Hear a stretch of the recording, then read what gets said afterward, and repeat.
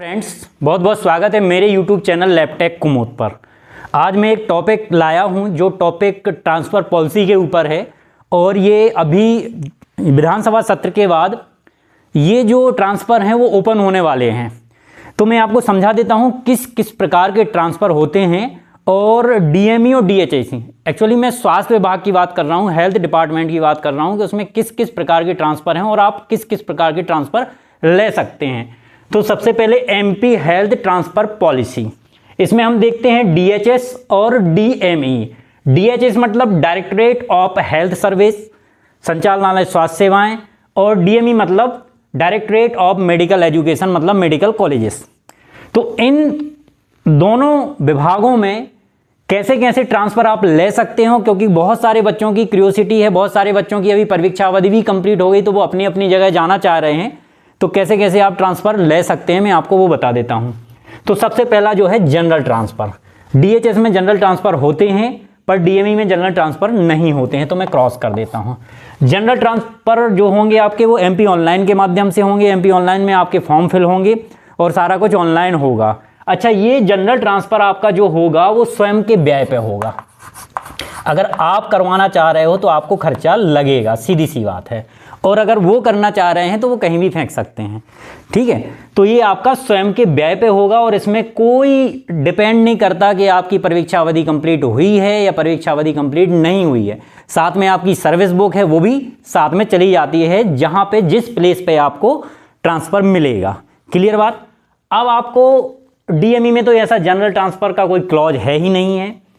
दूसरा है mutual transfer. तो हाँ, बिल्कुल म्यूचुअल ट्रांसफ़र हो सकता है। म्यूचुअल ट्रांसफ़र DME में हो सकता है क्या? हाँ, DME में यही सबसे ज़्यादा चर्चित ट्रांसफ़र है जो कि म्यूचुअल ट्रांसफ़र है। म्यूचुअल ट्रांसफ़र में क्या होगा आपका?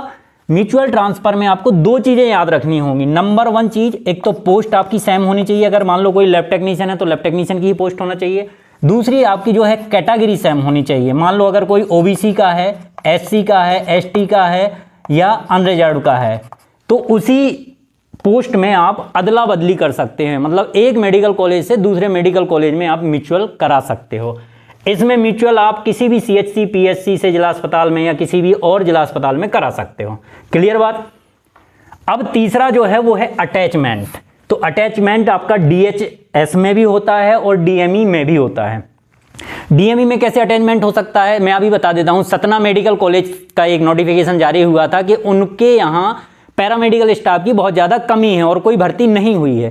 तो वो अगर कोई इच्छुक हो तो अटैचमेंट अगर लेना चाहे तो वो ले सकता है। अटैचमेंट में ये होता है कि एक निश्चित समय होता है कि कितने समय तक के लिए आपको अटैचमेंट करके रखा जाए, अटैच करके रखा जाए। जब भी उनके यहाँ जो वैकेंसी होती हैं वो आती हैं तो आपका अटैचमेंट खत्म हो जाता है। वो आपको जहाँ पे आप पहले काम कर रहे थे वहाँ पे जाना होता है।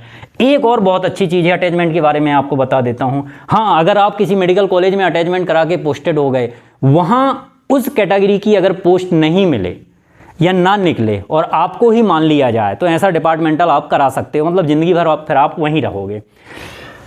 फिर आपका बता देता हूँ डेपुटेशन और DME का डेपुटेशन। तो आप DHS में भी डेपुटेशन ले सकते हो। मिनिमम जो है दोनों का डेपुटेशन 3 ईयर होता है और मैक्सिमम 6 ईयर होता है।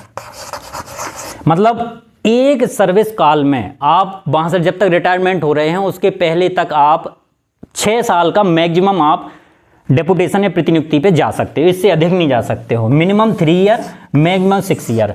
क्या होगा इसके बाद? जैसे ही आपके 3 साल कंप्लीट हो जाएंगे या एक बार और अगर आप बढ़वाना चाहते हैं 6 साल कंप्लीट हो जाएंगे तो होगा ये कि आपको जहां की आपकी मूल पदस्थापना है वहीं पे आपको वापस किया जाएगा और उस मूल पदस्थापना में जहां भी पोस्ट खाली होगी वहां पे भेज दिया जाएगा। ऐसा नहीं है कि आप पैथोलॉजी में पोस्टेड थे एज अ लैब टेक्नीशियन तो आपको डेपुटेशन कंप्लीट होने के बाद पैथोलॉजी में ही आपको ज्वाइनिंग मिले, नहीं। इसमें आपको जहां भी मेडिकल कॉलेज में जहां पे भी खाली होगा वहां पे आपको भेज सकते हैं। एक और जो बहुत ही महत्वपूर्ण ट्रांसफर पॉलिसी है वो ये है कि मेडिकल कॉलेज के अंदर ही आपको अनदर डिपार्टमेंट में भेजा जाए। तो वो डीन के हाथ में रहता है। अगर DME की बात करें तो वो डीन के हाथ में रहता है। डीन आपको किसी भी डिपार्टमेंट में एज अ लैब टेक्नीशियन पे पदस्थ कर सकता है, उसके हाथ में है। दूसरा जो है CMHO।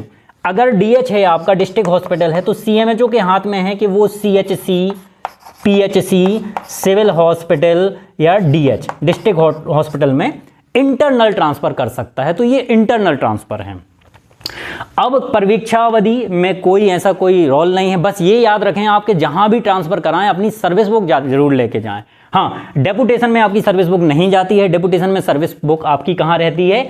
मूल पदस्थापना के स्थान पे ही स्थापना में रहती है और वहां से सारी चीज़ें CR है वगैरह वगैरह सारी चीज़ें